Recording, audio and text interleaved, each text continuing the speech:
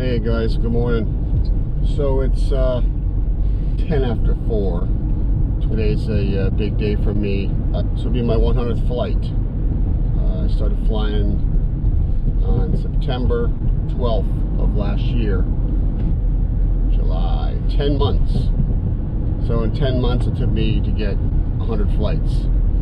This will be I'm trying something new today too. I know a lot of you guys that have been flying have done this a million times, but I'm going to be taking off from one place and landing in another place. This is the first time I'm doing that. Normally I take off and land at the same place, either my friend's farm or an airport here, an airport there. I usually stay within, I don't know, 10 miles or 8 miles of the LZ. So today will be my first flight actually taking off and landing someplace else. I'm pretty excited about it. I have a little anxiety also. I got to be really sure of emergency landing spots along the way. Sometimes when you're up high, you guys know, you're flying over some fields and they look really nice. Oh, that could be a beautiful place to land in an emergency. Then you get up close and you say, wow, that's a bad spot. They got pricker bushes everywhere, or deep grass with ticks, who drive by the daytime and make sure they're good landing spots. So I've driven by a lot of the places I'm going to fly over today. Probably going to be about a 20-mile flight. And like I said, I have a lot of anxiety about it, only because my motor's been getting a lot of hours on it too. So I'm up after this flight. I'm going to do some serious maintenance on the unit. I got a Fresh Breeze paramotor. It's a Simonini, and I'm going to replace the exhaust, all the exhaust bolts and the flanges in the exhaust. I'm going to do the belt. I felt my belt last night doing my pre-flight, and I was like, whoa. The inside has these little ridges, and they're rubbed down, like they're pretty much almost gone. The belt feels pretty sturdy. It's tight enough, but the little ridges are getting pretty worn down, so that belt's got to go. Today will be the last flight with that belt. My buddy, the reason I'm doing this one-way flight also is because I have a little support. I got a ground crew. Grilla, you know how awesome it is to have a ground crew and people to fly with every day. I don't. I normally fly alone. I just wanted to go through really quick how I got into the sport. And the first thing I would say is I saw some videos on YouTube.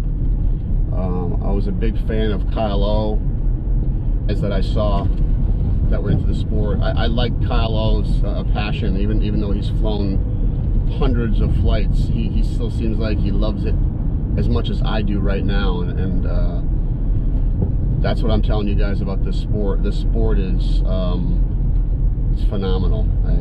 You don't get sick of it. So I watched some videos on YouTube, and then I found a YouTube video of a guy that trained, so I went to there, got trained along with my buddy Paramotor Crazy Dave Wolf, and we've been flying and talking ever since. I think if you're going to get into the sport, also, if you're a new guy, when you make those first few contacts and make some friends, stay in touch. I have to say, the debriefs that Dave and I did flying apart from each other helped me tremendously. We flew sometimes the same day. Maybe he flew the morning, I flew the night, or vice versa. Sometimes at the same time, and then we would always call each other on the phone and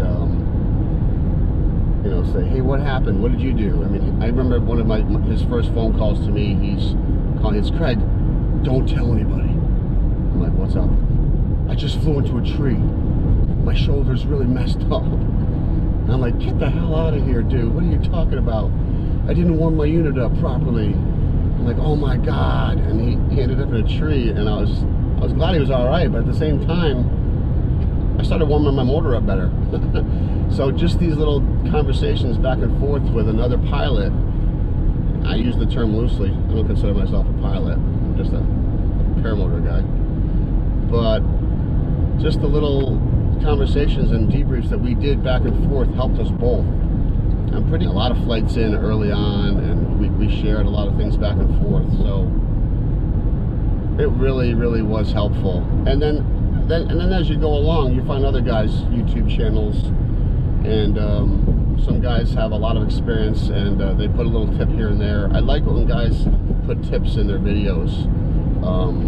Some of the things that helped me, even recently, Ohio Paramotor Trike Adventures. I watched this dude take off. He always takes off in a crosswind. I mean, it's against what I was taught, let's put it that way. But I come to find out that you really need to learn to control your wing. So I went ahead and started on purpose lining up 20, 30, 15, 10, 20, 30 degrees off the wind, not directly into the wind. And my wing would come up to one side, and then I would have to control it. This is my 100th flight, but I'm on my like 12th takeoff without a failed launch.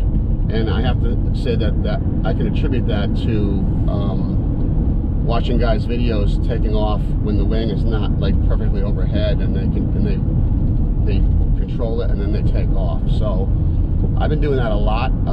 I feel so confident with my launches. Even on what was it, the show I was watching the other day, Paramotor Nation.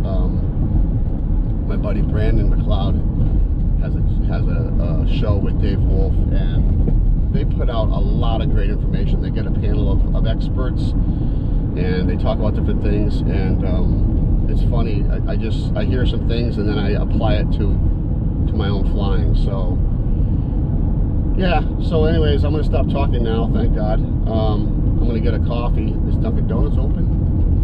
Maybe. The lights are on, but there's no lights on inside.